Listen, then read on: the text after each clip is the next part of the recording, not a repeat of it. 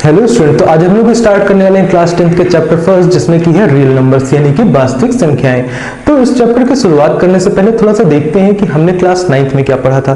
तो यहाँ पे आप लोगों को एक चार्ट देखने को मिल रहा होगा, जिसमें आप लोग देख रहे हैं कि नंबर सिस्टम किससे मिलकर बना होता है? वास्तविक संख्याएं और काल्पनिक संख्याओं से, यानी कि रियल नंबर और इमेजिनरी नंबर से मिलकर ये आपका नंबर सिस्टम बना होता है। अब देखिए, रियल नंबर्स में आपको क्या देखने को मिलेगा? रियल नंबर्स में दो पार्ट देखने को मिलेंगे, अपरिमेय संख्याएं और परिमेय संख्याएं। इन दोनों संख्याओं के बारे में भी आपने पहले पढ़ रखा है क्लास 9th में कि अपरिमेय संख्याएं क्या हैं और परिमेय संख्याएं क्या हैं। अब परिमेय संख्याओं की अगर बात करें तो परिमेय संख्याएं किससे मिलकर बनी होती हैं? परिमेय संख्याएं बेसिकली भिन्न और यहाँ पे पूर्णांक से मिलकर बनी होती है। देखिए, ठीक उसी तरह से जब आप नीचे बढ़ेंगे संख्याओं के प्रकार, तो इनके जो डिफिनेशन है, परिभाषा है, वो आपने पहले पढ़ रखी है। तो इंटीजर्स यानी कि पूर्णांक किससे मिलकर बने होते हैं? ऋणात्मक संख्याओं से, और साथ ही साथ जो आपकी प्राकृत संख्या है उससे, और शून्य को मिलाकर बने होते हैं। इसलिए देखेंगे आपकी यहाँ पे चार्ट में आपको देखने को ऋणात्मक संख्याएं, साथ ही साथ आपको क्या देखने को मिल रहा है? पूर्ण संख्याएं देखने को मिल रहा है। और जब आप नीचे देख रहे हैं तो यहाँ पे आपको जीरो और प्राकृत संख्याएं अलग से पूर्ण संख्या के अंदर देखने को मिल रहा है। तो बेसिकली ये है हमारा पूरा नंबर सिस्टम का चार्ट, जो कि हमने पहले पढ़ रखा है क्लास 9th में।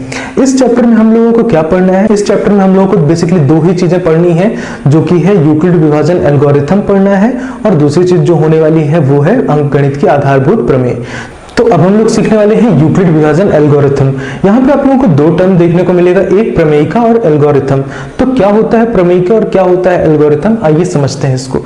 चलिए, इससे पहले एक सिचुएशन रखते हैं आपके पास कि अगर आपको अपने स्कूल से घर जाना है, तो मैं आपको बोलता हूं, मैं आपको एक स्टेटमेंट देता हूं, है ना, कि आपको यहाँ पे लिख लेते हैं, आपको सिर्फ राइट मुड़ना है। क्या मुड़ना है?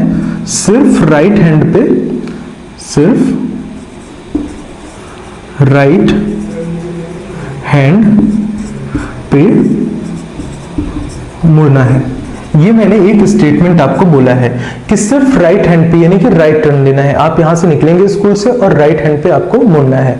चलिए, ये तो हुआ एक स्टेटमेंट। क्या हुआ? ये एक स्टेटमेंट मैंने आपको बोल दिया है। और कितने राइट हैंड मुड़ना है ये मैंने आपको नहीं बताया, बस आपको अपना घर पता है। चलिए, अब चलते हैं।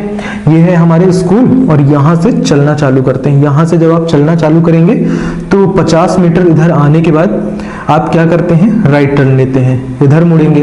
देन उसके बाद 20 मीटर चलने के बाद आपको फिर से राइट टर्न लेना है। तो आप कहाँ आएंगे? यहाँ पे। तो अब आप कितना चलते हैं? 30 मीटर चलते हैं, ठीक है। अब उसके बाद फिर से आपको राइट टर्न लेना है, तो आप उसके बाद 10 मीटर चलते हैं, तो आपका आ जाता है यहाँ पे घर। तो आप पहुंच गए अपने घर। तो यहाँ पे हमने क्या किया? हमने एक स्टेटमेंट दिया था कि आपको सिर्फ राइट हैंड पे मुड़ना है, और आपने कितने स्टेप फॉलो किए? स्टेप 1 था यहाँ पे 50 मीटर, फिर 20 मीटर, फिर 30 मीटर, फिर 10 मीटर। तो जब आप इन सारे स्टेप्स को इकट्ठे करके लिख देते हैं तो ये क्या बन जाता है? एल्गोरिथम बन जाता है। और जब बात करेंगे सिर्फ एक स्टेटमेंट की, तो ये कहलाता है आपका प्रमेयिका। तो बस इसी तरह से समझना है यूक्लिड विभाजन प्रमेयिका को या एल्गोरिथम को। तो यूक्लिड विभाजन प्रमेयिका कहती क्या है कि कोई भी एक नंबर है जिसे आप क्या करते हैं? विभाजित करते हैं b से, और यहाँ पे जो q होगा वो क्या होगा? भागफल होगा। और जो यहाँ पे r है, इस तरह से आपको बुक में देखने को मिल रहा है NCERT में, तो ये क्या होगा? रिमाइंडर या फिर शेषफल होगा। आइए समझते हैं इसे। तो अगर बात करें यहाँ पे 2 से अगर हम 3 को विभाजित करते हैं तो आपको यहाँ पे क्या मिलने वाला है? चलिए, यहाँ पे नहीं, थोड़ा साइड पे लिख लेते हैं। यहाँ पे लिख लेते हैं 3 को विभाजित करते हैं हम लोग 2 से, तो कितनी बार भाग जाएगा? सिर्फ एक बार जाएगा। ये क्या है? आपका भागफल। और यहाँ पे क्या आने वाला है? जब आप घटा के लिखेंगे तो यहाँ पे शेषफल कितना बच जाएगा? 1। तो इसे क्या आप ऐसे लिख सकते हैं? 3 बराबर 2 गुणे 1 धन 1, जहां पे ये जो 1 है वो शेषफल है। ठीक इसी तरह से यहाँ पे ये होने वाला है आपका, क्या होने वाला है? भाज्य होने वाला है। क्या होने वाला है? भाज्य। और ये क्या होने वाला है? भाजक। क्या होने वाला है? भाजक होने वाला है। और जो ये है वो क्या होगा? भागफल होगा। क्या होगा? भागफल। और ये जो r है वो क्या है? शेषफल है। क्या है? शेषफल होने वाला है। तो बेसिकली इस तरह से आप लोग देखेंगे, भाज्य, भाजक, भागफल, और यहाँ पे क्या है? शेषफल। ठीक उसी तरह से आप लोगों को यहाँ पे भी देखने को मिल रहा है। ये छोटी कक्षाओं में आपने पढ़ा है। अब देखिए, अगर यहाँ पे 4 होता, क्या होता? 4 होता, तो आप क्या करते? 4 को अगर आप विभाजित कराते 2 से, तो कितनी बार भाग जाता? 2 बार भाग जाता और यहाँ पे कितना आता है 4 और यहाँ पे क्या मिलता है आपको 0। तो इस तरह से आपको ये 2 चीजें यहाँ पे मिलने वाली थी। या तो जो यहाँ पे रिमाइंडर है वो कितना मिलेगा, इससे भाजक से, शेषफल जो है भाजक से छोटा मिलेगा, या तो यहाँ पे 0 मिलने वाला है। देखिए, तो साथ ही साथ यूक्लिड जी क्या बोलते हैं, इन्होंने एक स्टेटमेंट दिया है। क्या दिया है कि ये जो स्टेटमेंट है इसके साथ एक कंडीशन है। क्या कंडीशन है, जो आर है, आर मतलब कि आपका जो शेषफल है, यहाँ पे लिख लेते हैं आर, जो शेषफल है आपका वो हमेशा ही छोटा होगा किससे, बी से, यानी कि किससे छोटा होगा, भाजक से छोटा होगा। और साथ ही साथ बड़ा या फिर बराबर हो सकता है किससे, 0 से। किससे, 0 से बड़ा या बराबर हो सकता है जो आपका शेषफल होगा। तो बस इतनी सी बात बोली है इन्होंने, यूक्लिड जी ने, कि यहाँ पे जो आप देख रहे हैं ये है यूक्लिड विभाजन प्रमेय का, इतनी सी बात है। और उसके साथ है एक ये कंडीशन, कौन सी, ये वाली। तो ये हुई प्रमेय का।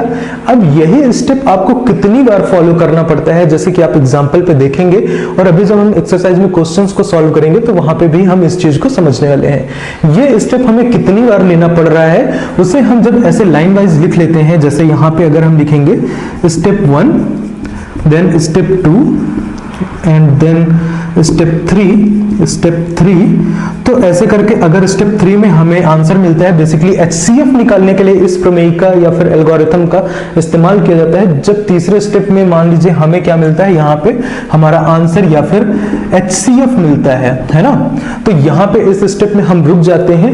तो बेसिकली इन सारे स्टेप्स के कलेक्शन को ही हम क्या बोलते हैं, एल्गोरिथम, और हर स्टेप में हम इसी प्रमेयिका को कर रहे होते हैं इस्तेमाल। तो इस तरह से इस प्रमेयिका को आप सीख सकते हैं। और जो अंकगणित की आधारभूत प्रमेय है वो हम एक्सरसाइज शुरू होने से 1.2 के शुरुआत होने से पहले पढ़ेंगे। अब हम शुरुआत करेंगे एक्सरसाइज 1.1 की। 1.1 के पहले सवाल में आपको 3 पार्ट दिए गए हैं, 3 में से 2 पार्ट मैंने यहाँ पे लिख लिए हैं। और सबसे पहले आपको करना क्या है, वीडियो को पॉज करना है और इन क्वेश्चंस को अपने से सॉल्व करने की कोशिश करना है। और तीसरा पार्ट जो है वो आप लोगों के लिए होमवर्क के लिए मैंने छोड़ दिया है। तो चलिए, आई होप कि आपने वीडियो को पॉज किया होगा और इन क्वेश्चंस को सॉल्व किया होगा। आइए देखते हैं यहाँ पे इनका सॉल्यूशन कि कैसे हम इन्हें सॉल्व करेंगे। यूक्लिड विभाजन एल्गोरिथम की मदद से इनका एचसीएफ हमें पता लगाना है। चलिए आइए देखते हैं यहाँ पे सबसे पहला स्टेप क्या करना होता है। सबसे पहले तो यहाँ पे लिख लेते हैं कि यूक्लिड विभाजन प्रमेयिका क्या होती है। यहाँ पे ए और यहाँ पे ये बी क्यू प्लस आर, और जो ये कंडीशन होती है यहाँ पे जो आर होता है हमारा वो छोटा होता है किससे, बी से, बड़ा और बराबर होता है किससे, 0 से होता है। तो ये है बेसिकली हमारा यूक्लिड विभाजन प्रमेयिका। अब देखते हैं, चलिए आगे बढ़ते हैं कि कैसे हम इसे सॉल्व करने वाले हैं। स्टेप 1, सबसे पहले क्या करना है आपको, आप ऐसे ही लिखेंगे कि 225 जो है, 225 जो है वो बड़ा है किससे, 135 से। देखिए, हम 225 से तो 135 को विभाजित करवाएंगे नहीं। अगर हम ऐसा करेंगे तो हमें क्या मिलेगा, दशमलव में उत्तर मिलेगा। तो हमने क्या करना है, 225 को विभाजित करवाना है किससे, 135 से। चलिए, ये तो हुई बात पहली, पहला स्टेप हमारा हो गया। अब करा के देखते हैं, यहाँ पे 225 को रखिए कहाँ पे, ए की जगह पे, बी की जगह पे क्या रखेंगे, 135। तो कितनी बार आप 135 का पहाड़ा पढ़ सकते हैं 225 तक जाने के लिए। अब देखिए, सिर्फ एक ही बार पढ़ सकते हैं, कैसे, और यहाँ पे कितना बचेगा रिमाइंडर कितना बचेगा, यहाँ पे बचेगा आर की वैल्यू होगी 90। कैसे मैंने इतना जल्दी सोचा होगा कि इसका रिमाइंडर आने वाला है 90, आइए पता करते हैं। यहाँ पे अगर बात करें 225 को, तो 225 कैसे बना है, 200 प्लस 25 से बना है ना। ये आपने कहाँ पे सीखा था, ये आपने सीखा था बेसिकली वितरण नियम है ये 225। और 135 की अगर बात करें तो यहाँ पे 100 और किससे मिला है, 35 से मिलकर ये बना हुआ है। तो ये वितरण नियम से आप लोग सीखते हैं। तो बस सिंपली आपको क्या करना है, 225 और 135, पहले तो 100 घटा के लिख लेंगे तो कितना हो जाएगा, यहाँ से 100 बच गया है हमारा, ठीक है ना। अब देखिए 100 और यहाँ से कितना बचेगा, ऋणात्मक कितना बचेगा, 10 बचेगा। ऋणात्मक 10 को इसमें जोड़ देंगे तो 90 बचेगा। इस तरह से सोचना होता है आप लोगों को, इसलिए यहाँ पे 90 बच जाएगा। ओके, और एचसीएफ कब पता लगता है हमें, ये हमने पढ़ा है, सीखा है हमने, कब मिलता है, जब यहाँ पे स्टेप, इस वाले किसी भी स्टेप में 0 मिल जाए, जो शेषफल है वो 0 मिल जाए, वही होता है हमारा, यहाँ पे जो क्या होता है, भाजक होता है, वही हमारा एचसीएफ कहलाता है। चलिए आगे बढ़ते हैं। अभी तो हमारा आर जो है यानी कि शेषफल जो है वो 0 के बराबर नहीं है, तो यहाँ पे लिख लेते हैं एक बारी, सिंस चूंकि r शून्य के बराबर नहीं है तो अगला स्टेप क्या होने वाला है, अगले स्टेप में ध्यान दीजिएगा 135 जो होगा वो बनेगा हमारा क्या, भाजक। क्या बनेगा, 135 बनेगा हमारा भाज्य बनेगा, और जो भाजक होगा, भाजक कौन बनेगा, 90 बनेगा। 90 बनेगा हमारा भाजक। ध्यान दीजिएगा 135 जो होगा वो भाज्य होगा और ये क्या बनेगा, भाजक बनेगा। ठीक है, अब कितनी बार भाग जा सकता है, आप लोग सीधा देख रहे हैं कि 90 दूनी 180 होता है, तो यहाँ पे एक ही बार पहाड़ा आपको पढ़ना है, एक ही बार ये टेबल पढ़नी है। और कितना बचेगा आपको यहाँ पे, रिमाइंडर कितना बचने वाला है, यानी कि शेषफल कितने बचने वाले हैं, 90 से कितना बड़ा है, 45 बड़ा है, तो यहाँ पे लिख लेंगे 45।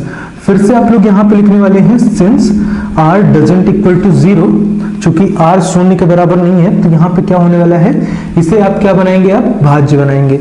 तो 90 और यहाँ पे भाजक की जगह पे क्या होगा, 45 होगा, तो 45 को यहाँ पे लिखने वाले हैं। अब देखिए 45 दूनी कितना होता है, 90 होता है, तो 2 बार इसका पहाड़ा आपको पढ़ना पड़ेगा। और यहाँ पे अगर रिमाइंडर की बात करें तो यहाँ पे आने वाला है शून्य। तो इसी स्टेप में जो आपका भाजक होता है, ध्यान दीजिएगा कि जब आपको यहाँ पे therefore r इक्वल टू यहाँ पे 0 है, इस वाले स्टेप में जहां पे आपको शेषफल की वैल्यू, शेषफल का जो मान होता है वो शून्य मिलता है, वही स्टेप में जो हमारा भाजक होता है दैट इज 45, वो क्या कहलाता है, हमारा HCF कहलाता है। तो यहां से आपने क्या देखा कि ये जो HCF निकालना था हमें, किसका HCF निकालना था, 135 और 225 का, तो इसका HCF कितना मिला है हमें, 45 मिला है। तो आप इस तरह से इसे नोट डाउन करेंगे, प्रॉपर नोट्स बनाएंगे, और अगर आपको कोई भी दिक्कत होती है तो आप हमें कमेंट डाउन करके बता सकते हैं कि सर हमें यहाँ पे कोई भी प्रॉब्लम जहां पे भी होगी तो बता सकते हैं। चलिए आइए दूसरे सवाल की तरफ बढ़ते हैं। दूसरे सवाल में क्या करना है, बस ठीक इसी तरह से सबसे पहले तो यूक्लिड विभाजन प्रमेयिका को, अब ये जो जितने भी स्टेप है ना, जैसे बात करें यहाँ पे step 1 that is step 1, that is step 2 and this one is step 3, तो ये होगा हमारा स्टेप 3। तो ये जो सारे स्टेप्स हैं, देखिए इन स्टेप्स को जब आप इकट्ठे लिखते हैं तो इसे हम क्या बोलते हैं, एल्गोरिथम बोलते हैं। एल्गोरिथम का मतलब ये होता है कि हमने क्या क्या किया है और कैसे करना था, दैट इज प्रमेयिका। ये जो है प्रमेयिका है, लेमा बोलते हैं इंग्लिश में, और इसे क्या बोलते हैं, एल्गोरिथम बोलते हैं। तो इस तरह से चीजें थी। अब देखिए इधर बात करते हैं, अगर बात करें इस वाले पार्ट की, तो यहाँ पे सबसे पहले क्या करना है, प्रमेयिका लिखिए, दैट इज ए जो होगा ये, और यहाँ पे बी क्यू प्लस आर, और यहाँ पे हमें एक कंडीशन दी गई है, यूक्लिड जी ने कंडीशन क्या दी है कि जो हमारा आर होगा वो बड़ा या बराबर होगा 0 से, लेकिन छोटा होगा हमेशा बी से। ठीक है, ये तो हमारी क्या हो गई, कंडीशन हो गई। ठीक है, अब करना क्या है हमें, सबसे पहला स्टेप क्या होगा, कौन सी संख्या इनमें से बड़ी है, तो 3 8 2 2 0 जो है वो बड़ा है किससे, 196 से, 196 से ये बड़ा है, तो ये हम लिख लेने वाले हैं। देन उसके बाद क्या करना है, स्टेप 1 में इसी प्रमेयिका में हमें रखना है, एक ही जगह पे कौन होगा, जो सबसे बड़ी वाली संख्या है, तो 38220 यहाँ पे होने वाला है।